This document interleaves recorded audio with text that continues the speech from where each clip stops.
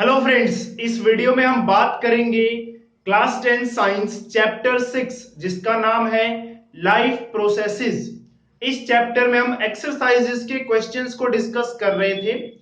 अभी तक हमने इन टेक्स्ट और एक्सरसाइजेस के 1 से लेके 9 तक 1 to 9 क्वेश्चंस एक्सरसाइजेस के डिस्कस कर लिए हैं। आज की इस वीडियो में हम एक्सरसाइजेस का क्वेश्चन नंबर 10 डिस्कस करेंगे। तो चलिए देखते हैं क्वेश्चन नंबर 10 में क्या पूछा गया है और किस तरह से उसका आंसर हमें एग्जाम में लिखना है। तो इसमें पूछा गया है what would be the consequences of a deficiency of haemoglobin in our bodies. तो कुल मिला के बात यह है कि हीमोग्लोबिन की डेफिशिएंसी से, हीमोग्लोबिन की डेफिशिएंसी का मतलब क्या होता है? कमी। तो हीमोग्लोबिन की कमी से क्या कॉन्सिक्वेंसेस का मतलब परिणाम। अगर हमारी बॉडी में हीमोग्लोबिन की कमी हो जाए तो क्या परिणाम सामने आएंगे, क्या परिणाम हमें देखने को मिलेंगे, क्या कॉन्सिक्वेंसेस होंगे। अगर आपको हीमोग्लोबिन के बारे में पता है, हीमोग्लोबिन का काम क्या है हमारी बॉडी में, तो आपके लिए आंसर बिल्कुल ही इजी है।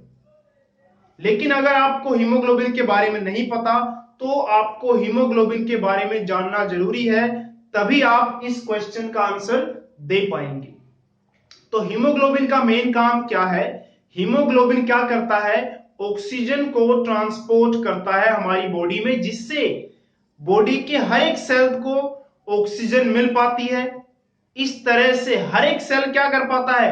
ऑक्सीजन को यूज करके एनर्जी ऑब्टेन करता है और अपने आप को जिंदा रखता है।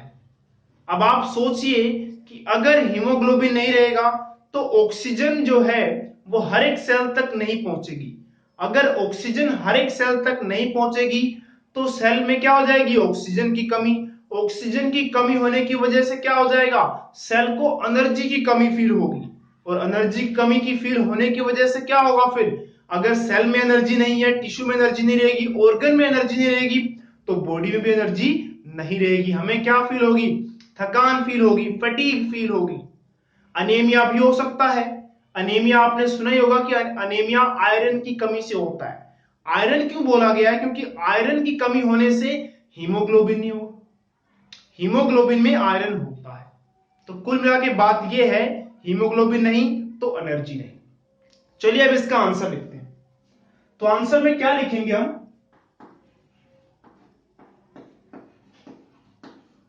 पहले हम थोड़ा सा लिख देंगे कि हीमोग्लोबिन का काम क्या है। तो हीमोग्लोबिन ट्रांसपोर्ट्स ऑक्सीजन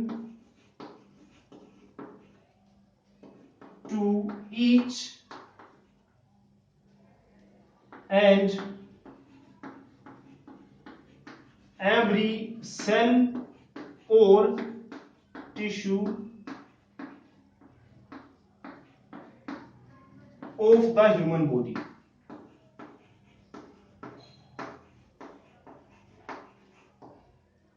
तो पहले मैंने क्या लिखवाया आपको कि हीमोग्लोबिन ट्रांसपोर्ट करता है ऑक्सीजन को हर एक सेल या हर एक टिश्यू, बॉडी में जितने भी सेल या टिश्यू है हर एक तक ऑक्सीजन का ट्रांसपोर्ट कौन करता है? हीमोग्लोबिन करता है।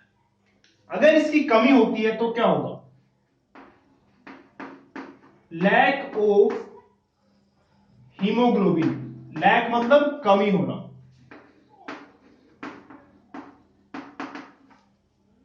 लैक ऑफ हीमोग्लोबिन की वजह से क्या होगा? रिड्यूस कम हो जाएगी ऑक्सीजन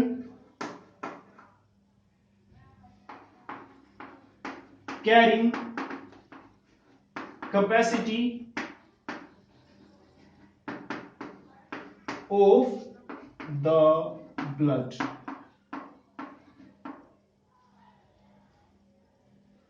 अगर हीमोग्लोबिन की कमी हो जाती है ब्लड में, तो ब्लड मान लीजिए, वैसे एक हीमोग्लोबिन 4 ऑक्सीजन के मॉलिक्यूल को बाइंड करता है, अगर एक हीमोग्लोबिन नहीं रहेगा तो 4 ऑक्सीजन के मॉलिक्यूल जो सेल्स में जाने थे, सेल्स तक पहुंचने थे या टिश्यूज तक पहुंचने थे, वो नहीं पहुंचेंगे।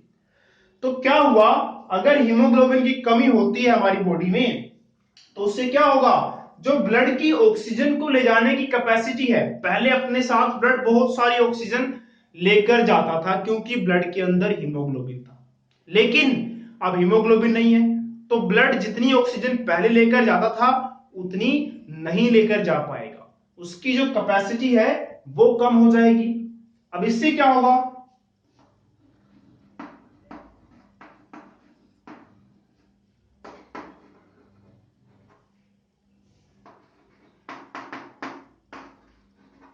अब इससे क्या होगा कि रेस्पिरेशन से जो एनर्जी मिलती थी वो नहीं मिल पाएगी। There will be lack of energy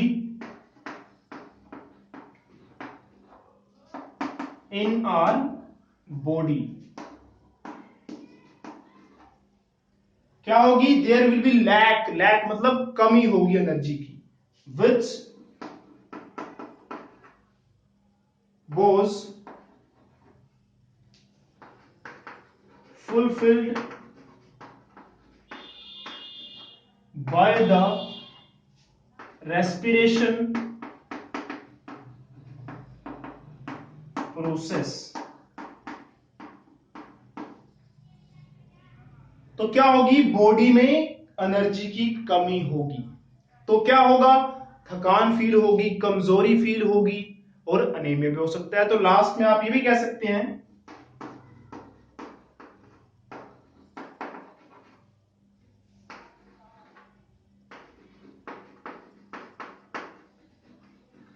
weakness हो सकती है, फैटीग, फैटीग मतलब थकान,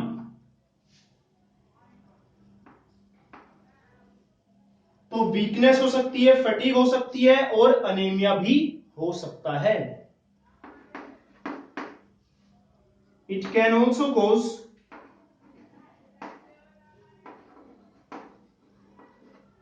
अनीमिया।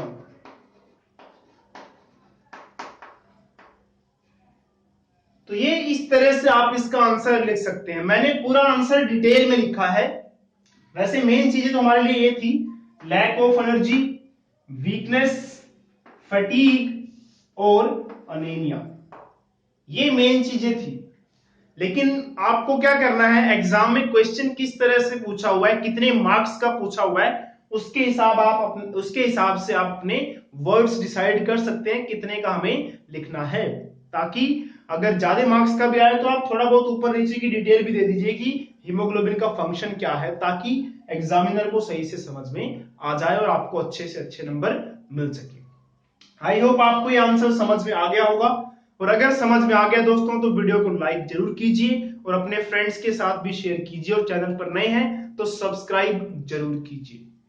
और अगर समझ नहीं आया तो वीडियो को एक बार दोबारा जरूर देखिए, और अगर फिर भी समझ ना आए तो वीडियो को डिसलाइक कीजिए, और हो सके तो हमें रीजन बता दीजिए कि आपको वीडियो में क्या चीज समझ में नहीं आई है। तब तक के लिए दोस्तों अलविदा और जय हिंद।